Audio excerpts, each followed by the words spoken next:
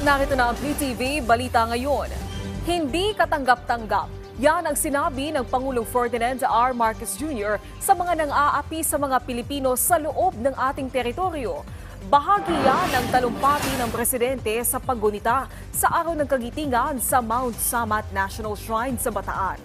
Hinikayat ng Pangulo ang mga Pilipino na huwag magpaapi sa mga nagbabanta sa ating soberanya.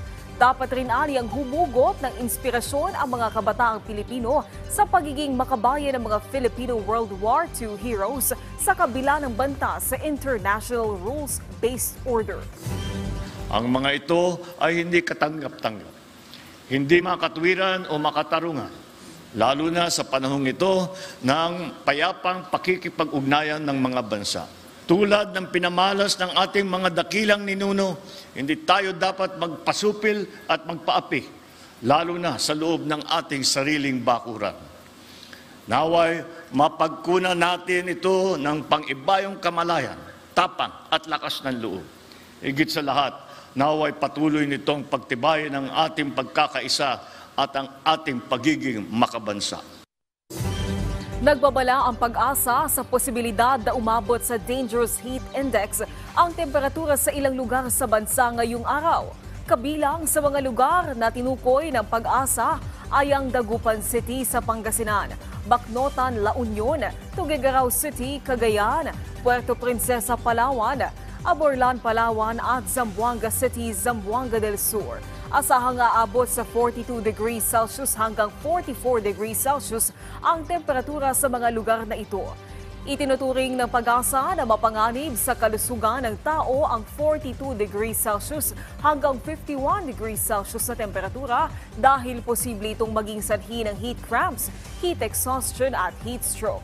Kahapon April 8, nakapagtala ang Ilocos Sur, Puerto Princesa, Palawan at Aborlan, Palawan ng heat index na nasa 43 degrees Celsius. Samantala, alamin natin ang ibang balita mula kay Jessie Atienza ng PTV Cebu. Dakang salamat Naomi og maayong adlaw. Mga residente sa Barangay Tejero sa Dakbayan sa Sugbo na balaka tungod na himong puti ang kolor sa tubig sa ilang sapa. Nakugang na lang ang mga residente sa sitio Looban human nga nabantayan nila nga nausab na ang kolor sa tubig sa ilang sapa. Matod sa mga residente, kini ang unang higayon nga ilang nakita nga nahimong puti ang kolor sa ilang sapa. Wa ra hinuon sila mahadlok apan nakuryoso sila sa hinungdan og nganong nausab ang kolor sa tubig sa sapa. Kung toxic daw siya, bakit may nabubuhay pa siya na isda? Kaya yan, hindi din namin masagot bakit siya pumuti. Kasi lahat kami nakatira dito, nagtaka din bakit siya pumuti. Anong meron? Tapos bago lang siya by January, February, mga ganyan, December. Sabi ng tatay ko. Subay ni nga balita, nagpahigayon na og investigasyon ang Environmental Office sa Dakbayan sa Sugbo labot sa sitwasyon sa sapa sa Barangay Tejero. Kini ang gibutyag sa Department Head sa Cebu City Environment and Natural Resources Office o CISENRO. Dugang nila dali silang nagpadaog mga personnel sa sapa aron masusi kini.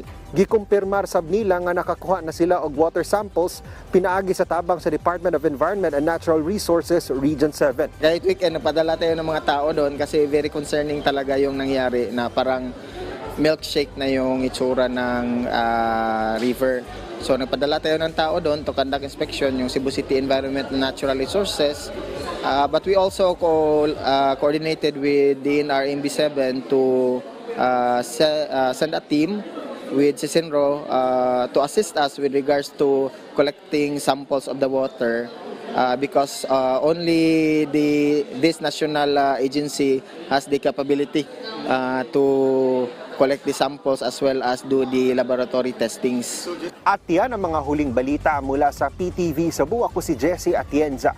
Balik sa inyo, Naomi. Daghang salamat, Jessie Atienza. At yan ang mga balita sa oras na ito. Para sa iba pang update, i-follow at i-like kami sa aming social media sites at PTV PH. Ako po si Naomi Tiburcio para sa Pambansang TV sa Bagong Pilipinas.